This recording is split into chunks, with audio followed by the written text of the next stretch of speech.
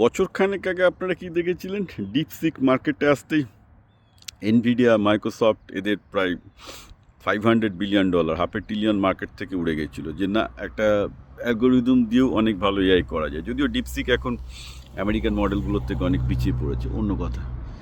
তো কালকে কী হয়েছে, সরি, দুদিন আগে গুগল টার্বো কোয়ান্ট বলে একটা অ্যালগোরিদম ছেড়েছে। এটাতে কী হয়, মেমোরি ইউটিলাইজেশন 6 টাইম বেশি। আমি ব্যাপারটা বোঝাই কী হচ্ছে। মেন সমস্যা কি আমাদের এই এআই এক্সপেনশন করার, যে প্রচুর মেমোরি লাগে, অর্থাৎ র্যাম লাগে। আপনাদের কম্পিউটারের মধ্যে যে র্যান্ডম অ্যাক্সেস মেমোরি আছে প্রচুর লাগে, কারণ প্রচুর ডেটা ধরতে হয়। যত বড় ম্যাট্রিক্স তত বেশি ডেটা হোল্ড করতে হয় এবং তত বেশি ডেটা পাইপে চালাচালি করতে হয়। তো এটা খুব কঠিন ব্যাপার ইন দ্য সেন্স কি, পৃথিবীতে মাঠে 3টে কোম্পানি আছে। তো এখন হয়েছিল কি, এই এআই এর এত বিল্ট ইন ইনফ্রাস্ট্রাকচার হচ্ছিল, যেসব মেমোরি কোম্পানিগুলো নেক্সট 3 বছরের জন্য ওদের মানে সমস্ত ক্যাপাসিটি বুক হয়ে গেছিলো। মানে ওপেন এআই থেকে শুরু করে সবাই বুকিং করে বসে আছে যে কনজিউমার মার্কেটে দিও না, আমাকে দাও।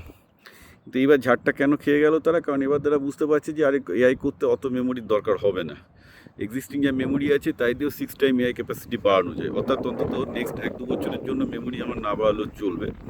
তো যার জন্য হঠাৎ করে দেখা গেল যে মেমোরি কোম্পানিগুলোর পুরো জিনিস মানে টেন্স অফ বিলিয়ন্স অফ ডলার্সে ফল করেছে। এএমডি, মাইক্রোচিপ থেকে শুরু করে মাইক্রন, এগুলো যেগুলো মানে চিপ কোম্পানি। এর থেকে কী শেখা যাচ্ছে? এর থেকে জিনিস শেখা গেল যে এখন একটা ছোট আবিষ্কার, একটা অ্যালগোরিদমের ছোট আবিষ্কারের ওপর যে পরিমাণ টাকা ওয়াইপ আউট করছে, সেটা পশ্চিমবঙ্গের জিডিপির 3-4 গুণ। এর থেকে আরও একটা জিনিস শেখার আছে। এই যে অনেকে বলেন যে আপনি রিসার্চারদের ছোট করছেন, আপনি গবেষকদের ছোট করছেন, বলেন যে তারা জিএস সমান মায়না পায়। না, অ্যাকচুয়ালি না। যারা ঠিকঠাক গবেষক, তারা স্টার্ট আপ করে, তারা মানে কী বলবো, তারা বিলিয়ন্সে কামায়। ব্যাপারটা হলো এই যে দেখুন, আমি জানি যে আমি এগুলো বললে খুব অপ্রিয় হয়ে যাবো। ব্যাপার বাঙালিদের মধ্যে, একটা বিজ্ঞানীদের মধ্যে বেশি সময় আছে, বিজ্ঞানী কাজ করে, গবেষক, হ্যান ত্যান ব্যাপার। বাট এই কর্পোরেট দুনিয়াতে যারা গবেষণা, আমি তো কোনোদিন একাডেমিক সেটিংয়ে গবেষণা খুব কমই করেছি, ম্যাক্সিমাম করেছি কোম্পানি এবং প্র্যাকটিক্যাল R&D কমার্শিয়াল সেটিংয়ে। কমার্শিয়াল গবেষণায় কিন্তু গ্যাম্বলিং, কারণ কমার্শিয়াল গবেষণায় 100টা হলে 2টো জিনিস বেরোয়, আর 98 জিনিস বেরোয় না। It's a big gambling by anybody, সেটা স্টার্ট আপের ফাউন্ডারই হোক, ইনভেস্টারই হোক, বা একটা কোম্পানি যাদের R&Dতে ইনভেস্ট করছে। তো বেসিক্যালি যাদেরকে আপনারা সায়েন্টিস্ট বলে সম্মান করছেন আজকে, যারা কর্পোরেট সায়েন্টিস্ট, মানে যারা ধরুন বিভিন্ন কোম্পানিতে আছে থেকে গবেষণা করছে, তারা অ্যাকচুয়ালি কিন্তু পণ মানে কি, দাবার বোর্ডে ওই দাবাটা কিন্তু গ্যাম্বলিংয়ের একটা দাবা। মানে বেসিক্যালি তারা ধরুন কী বলবো, আপনি ধরুন রুলেট খেলছেন বা যে কোনো একটা গ্যাম্বলিং খেলা খেলছেন কোনো একটা ক্যাসিনোতে গিয়ে। তো ধরুন এই গোটা শেয়ার মার্কেটটা হচ্ছে ক্যাসিনো, আর সেখানে সায়েন্টিস্টরা হচ্ছে সেই ক্যাসিনোর বিভিন্ন রকম খেলার গুটি আর কি। তো শুনতে খারাপ লাগে যে আজকে সায়েন্সটাও হয়ে গেছে পার্ট অফ গ্যাম্বলিং বা জুয়ার মার্কেট, বা that's all the capitalism is all about. Because capitalism নিজে ডিসাইড করে না যে কোন টেকনোলজিটা জিতবে।